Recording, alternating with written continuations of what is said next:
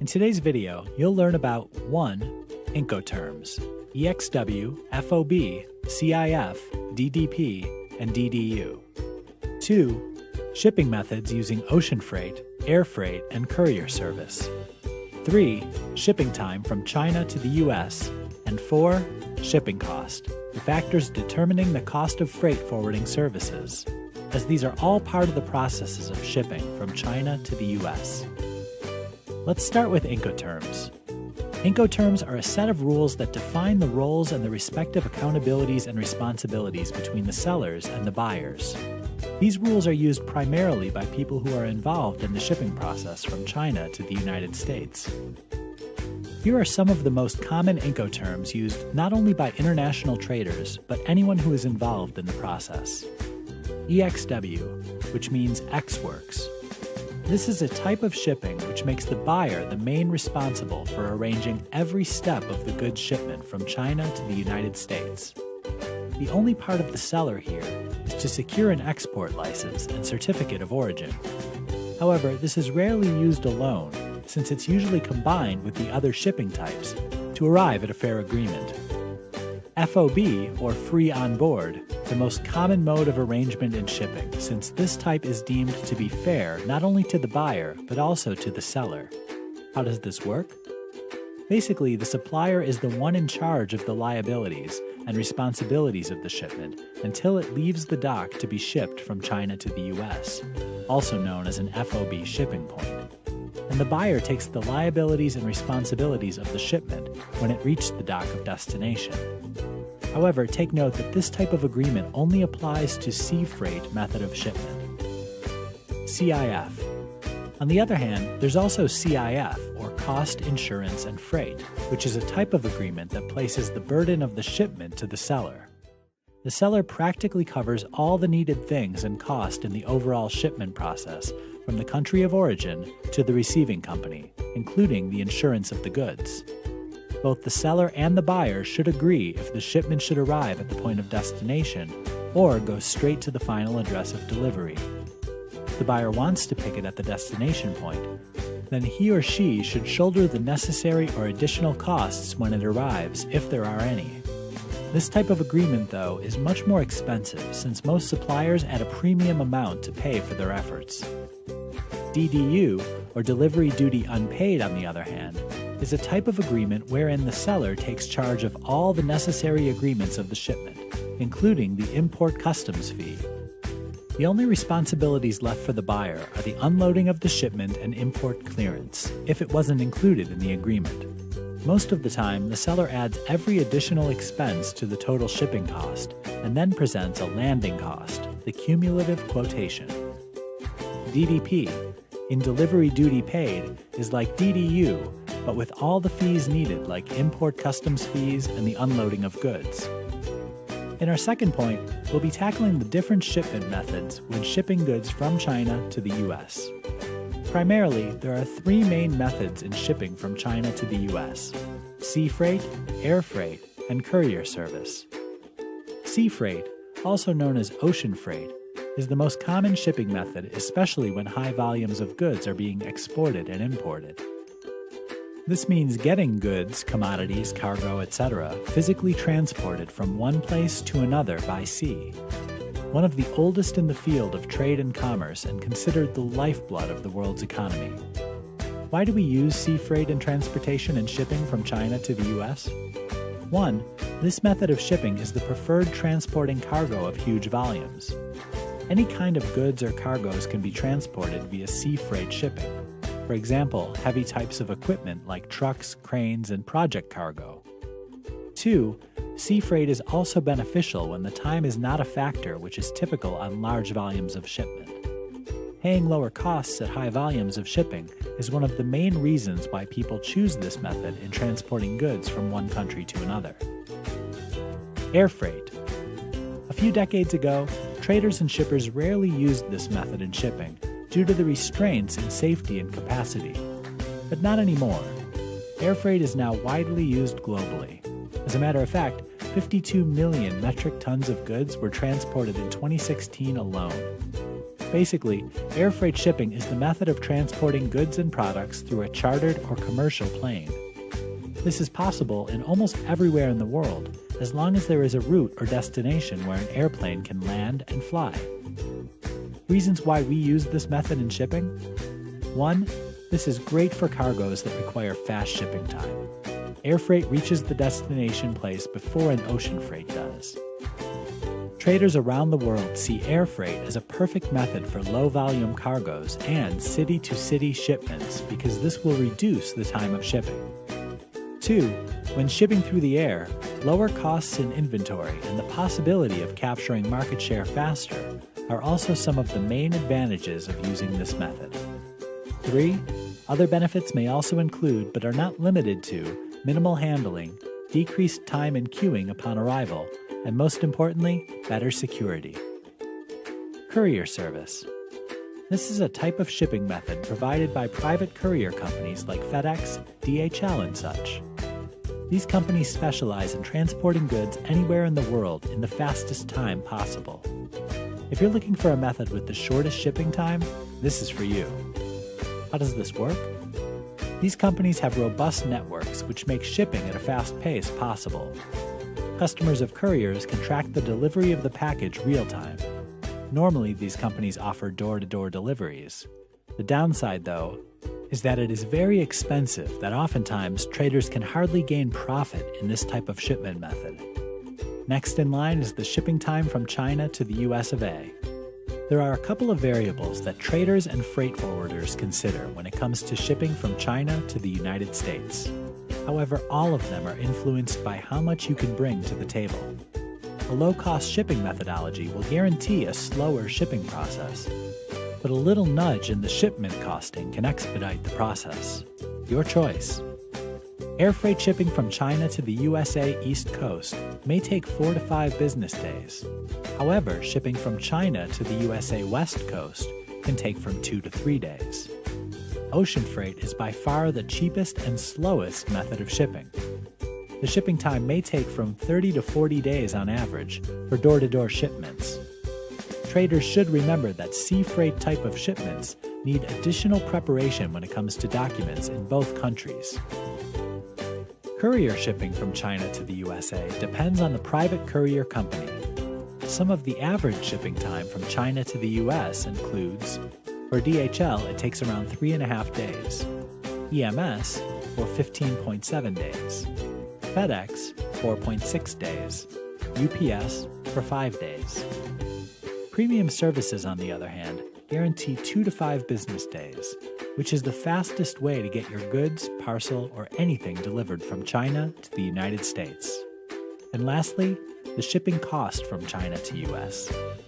Let's face it, many traders tend to overlook one of the most common factors in shipping, the cost. Importers should understand that there are a lot of factors that make shipping from China more complicated. Shipping cost from China to the US is about $2,000 to $2,500 to the West Coast for a 20 GP container. It costs $3,000 to $3,500 from China to the East Coast. That's practically the port-to-port shipping cost. Air shipment with a private courier is about $5.5 to $7.5 per kilogram, with FedEx, for example, and $7.5 to $9.5 per kilogram when you go with DHL, which I think is faster and more reliable. Let's now explore the cost structure in terms of both ocean freight and air freight. Ocean freight.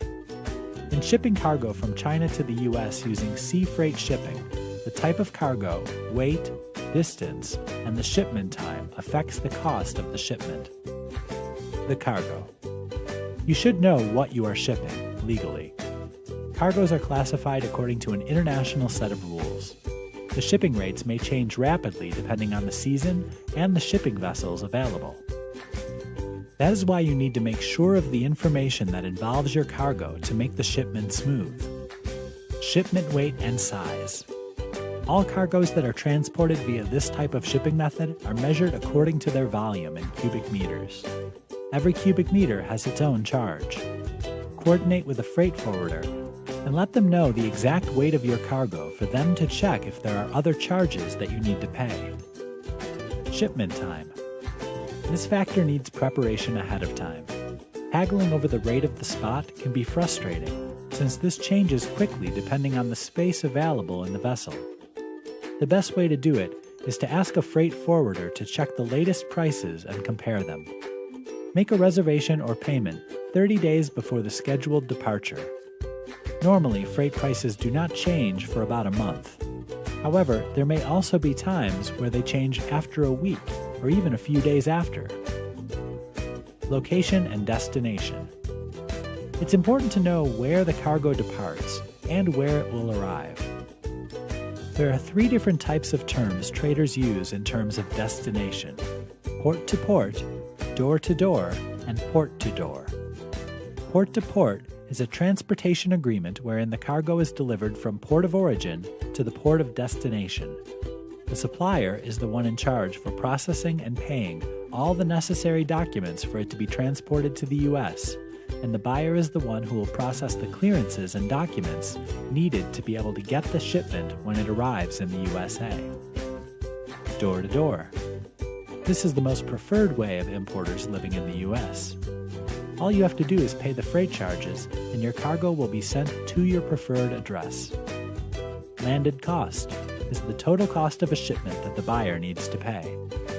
The formula for the landed cost is this. Landed cost equals EXW or FOB plus two-door freight plus import duties or tax plus customs clearance fees plus port handling fees. Here's the breakdown of the accountabilities and the responsibilities of landed cost. EXW or FOB should be paid by the seller or supplier. To-door freight should be paid by the freight forwarder. Customs fees to be paid to the customs through a customs broker. Port handling fees should also be paid by the seller.